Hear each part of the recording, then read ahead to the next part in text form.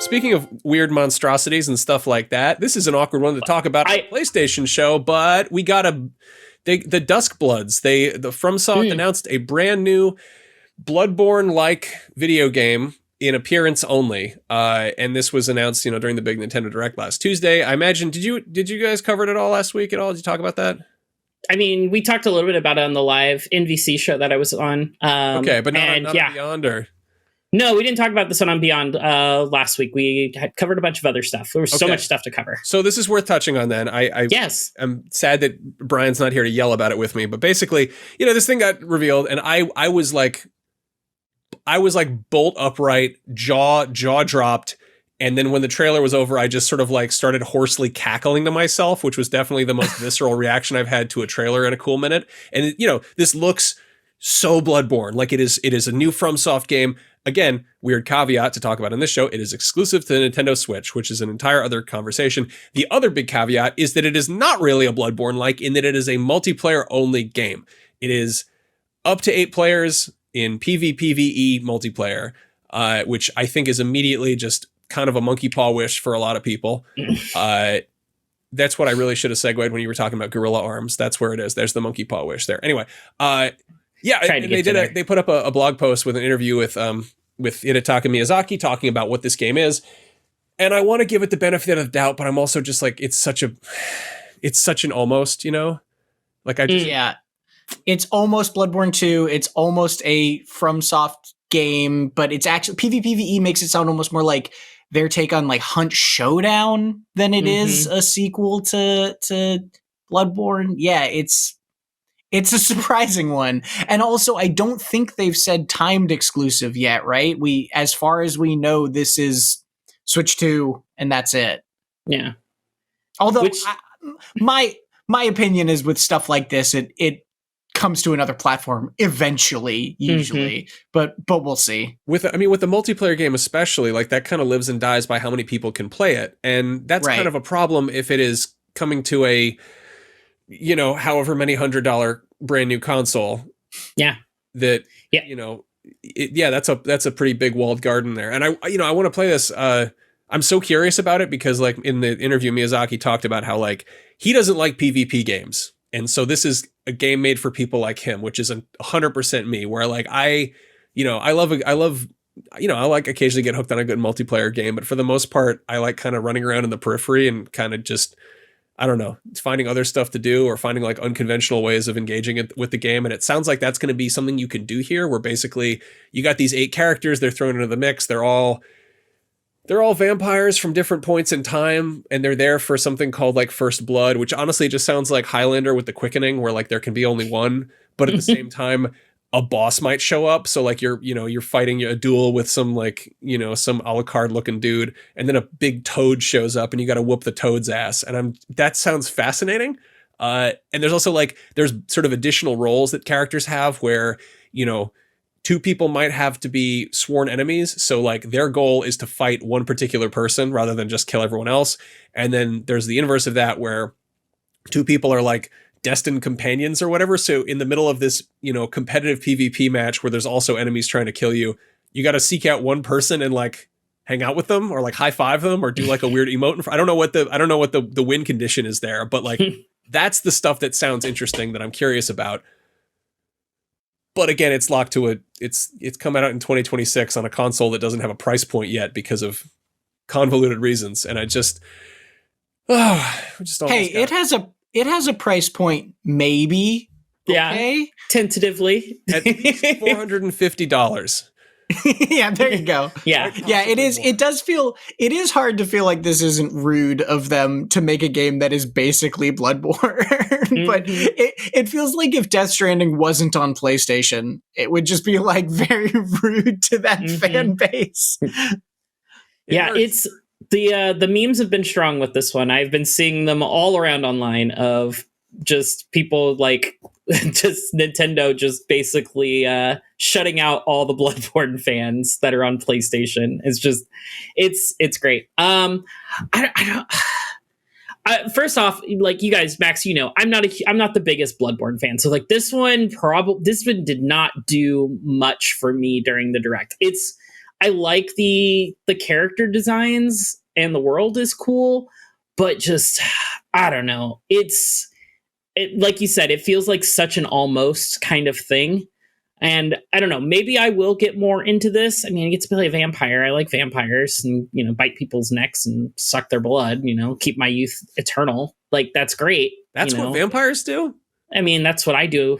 That's why I don't have any mirrors in my room. Slow down, Jada. Did you?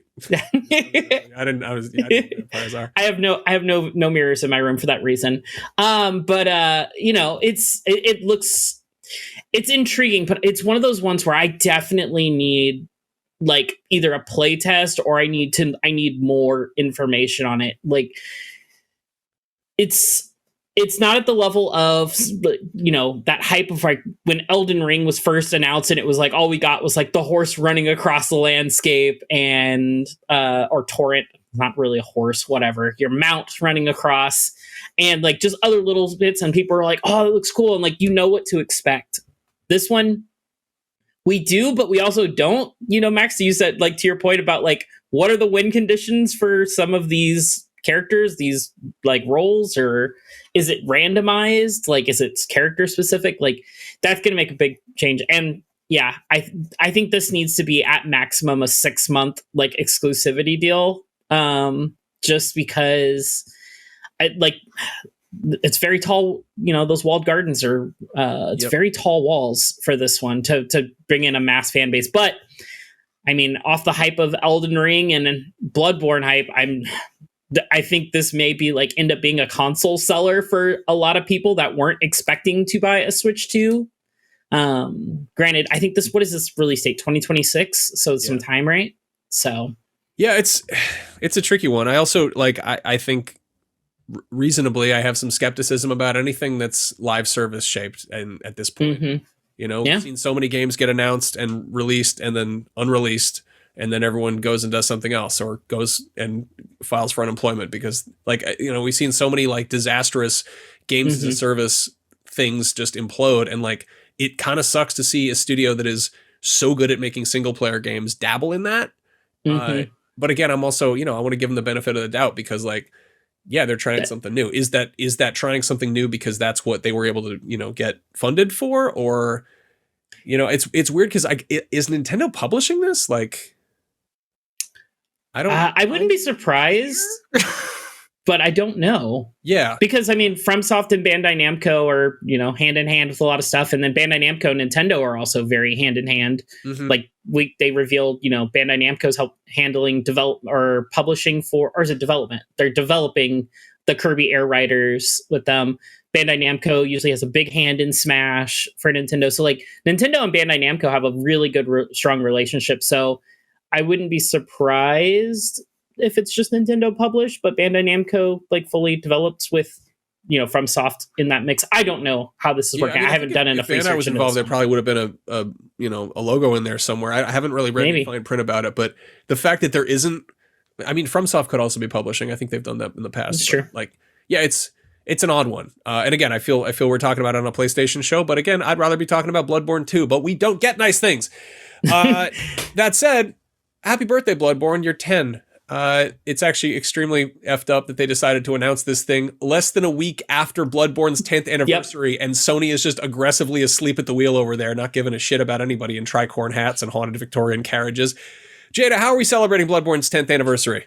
It is April's Beyond Game Club Game of the Month, and I'm so excited. As I've said, I love Bloodborne so much on this podcast. Hates Bloodborne. With such excitement.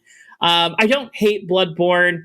I hate the mechanics of Bloodborne. It is definitely not too hard. The big thing, it's a really stupid sticking point for me that really keeps Bloodborne from being a higher rated on my list of Souls games.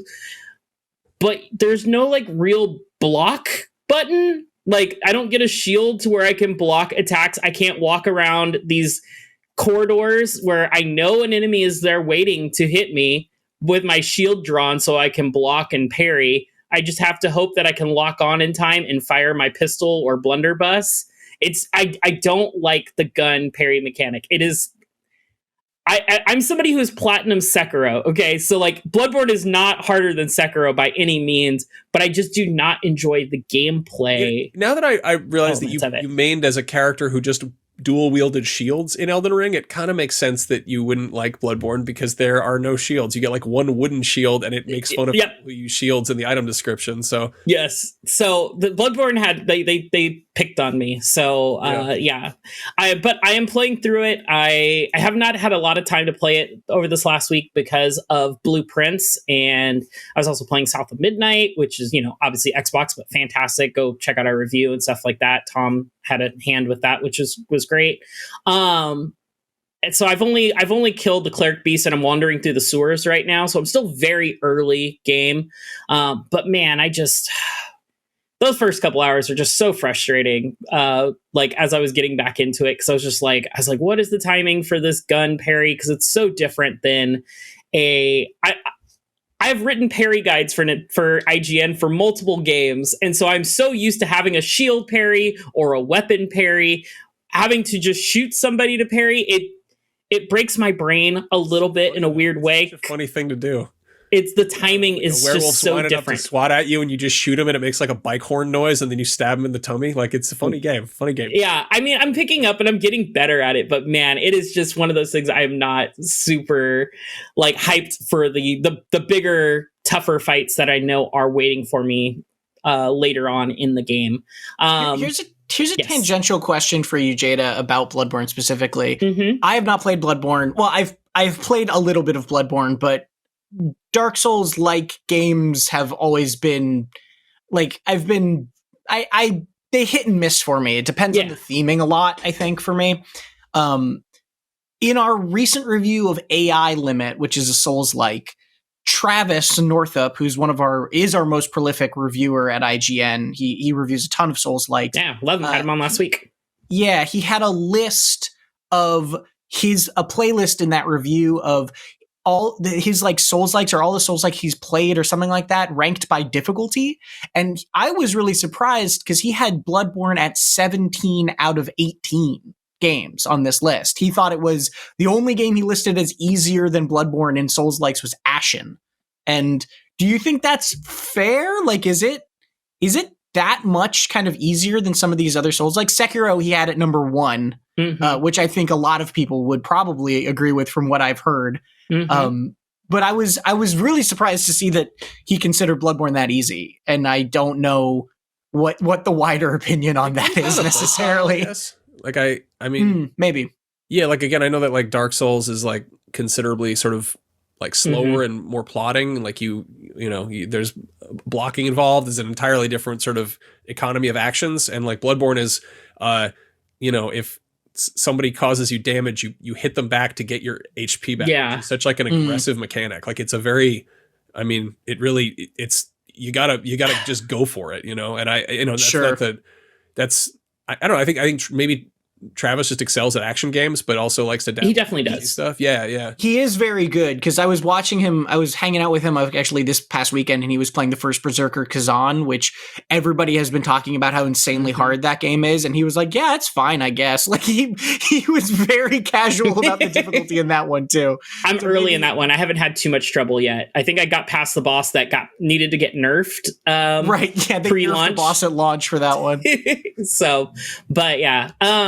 Yeah, I don't know. Bloodborne, I think one of the things that stems like to make it a little bit easier, you have guns, which, are like give you like a really fast ranged attack versus like a lot of other Souls games that aren't gun focused, like Remnant, obviously.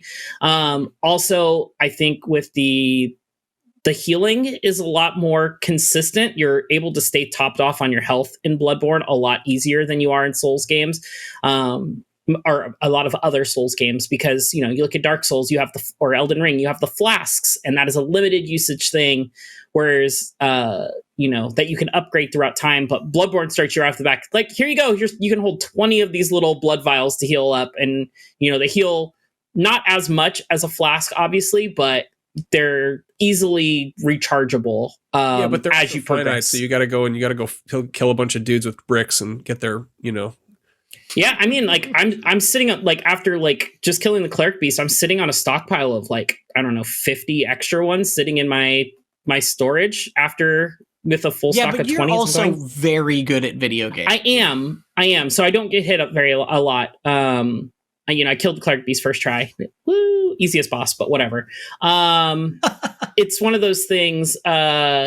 It's I would say Bloodborne's a little easier. I think the challenge in Bloodborne is in, like I said earlier, is learning the specifics around its combat because it is different around than compared to like, Sekiro or any of the Dark Souls games, because you don't have that shield. You don't have that sense of protection, so you have to learn to Max's point, be more aggressive. Get the shield and use it, and good luck with that. Have fun. It's a piece of wood. Oh, I'm building a full arcane build. Is what I'm going for this go around. So yeah, I've never done that in Bloodborne, so we'll see how that pans out. New save file that like I think is the first one I've really messed with since kind of figuring it out. Like in doing, it's definitely the first one since playing Elden Ring and Dark Souls 3. And so like there's a lot of stuff I've picked up